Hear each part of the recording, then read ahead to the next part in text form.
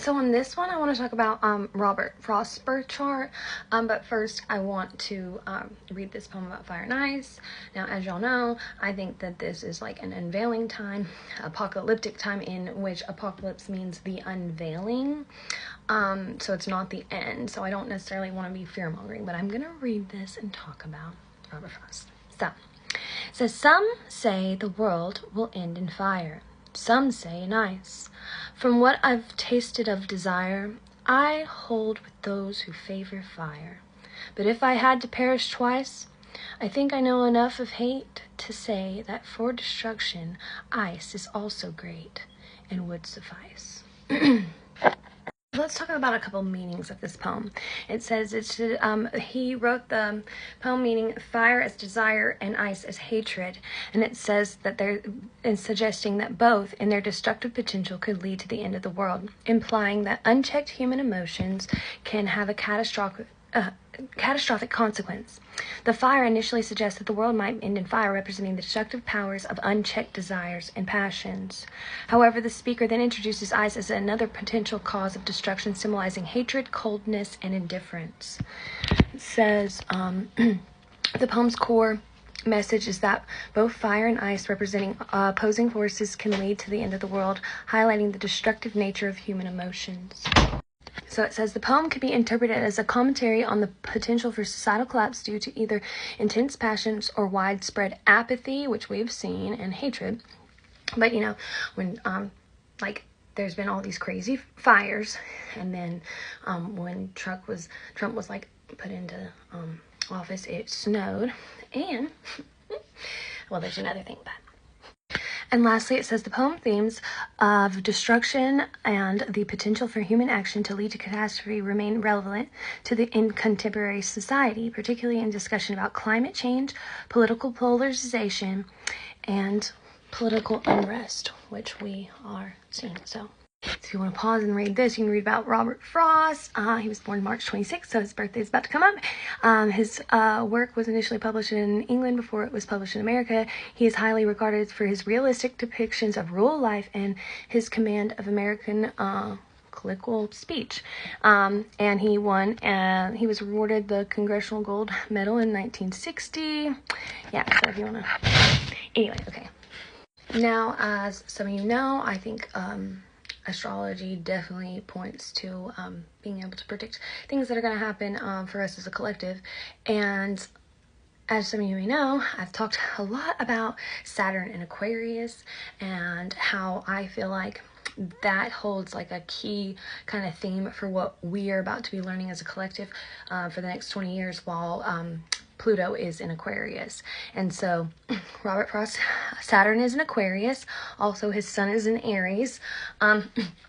And I was just talking, so I was telling my boyfriend the other day that it was super windy. Like, it was so windy, weirdly windy. And I was like, well, it must be change coming in. The winds of change. And then I think as rain is a blessing, it can be a curse, I guess, but for the most part, I feel like it's a blessing most of the time. Like a refresh, a renewal, just time for rest, and, just revive. So that's what I think of rain. So, but then he asked me this morning he asked me what hail meant, because this morning it was literally hailing for 15 minutes. It's supposed to storm tomorrow and Saturday in Alabama, but this hail just came out of nowhere. It's not even supposed to be stormy today like it is this weekend. So I was a little weirded out by that in general. And then he was like, well, what does hell mean? And I was like, I don't know, especially since it didn't occur in the town that he's in and that my friend lives in. It hasn't even rained over there. So I was like, oh God. So I've also talked about Revelation and how I think that's just the birthing of Christ consciousness. That's the second coming, is us being more Christ-like. And it says, Revelation, hail symbolizes angels, both good and bad. Revelation is a warning from Jesus about the false teachings of Islam. The story of Jesus as just a prophet in Islam is not true. It says, what about hail in Revelation? Hail is distinctly and predominantly mentioned 3 times in Revelation. I don't know if I said that word right, but it doesn't matter. This is best explained as angels, both good and bad, returning to earth. It says hell is first described as mixed with fire and blood in the Revelation 8. And the final description of hell in Revelation describes as huge in size and weight. Okay, so it says, well, and I also think like the turning of the church has happened because the Christians have turned against the teaching of Jesus. But I think Christ is more like it's the Spirit, the divine spark that wakes up in you. So hold on.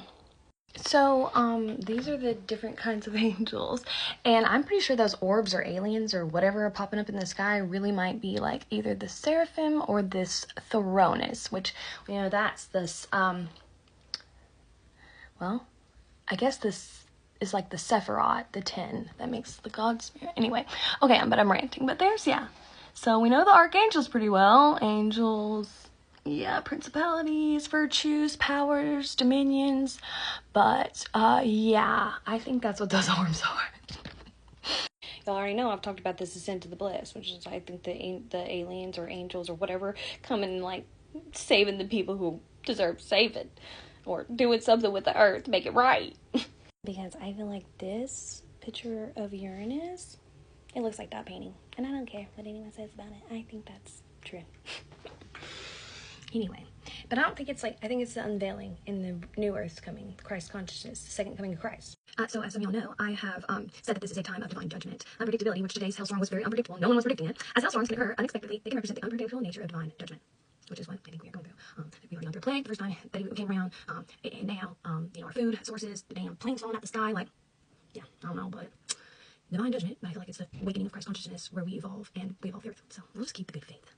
And tonight also is the full moon and the eclipse, so I'm going to say this definitely means that a change is going to occur. So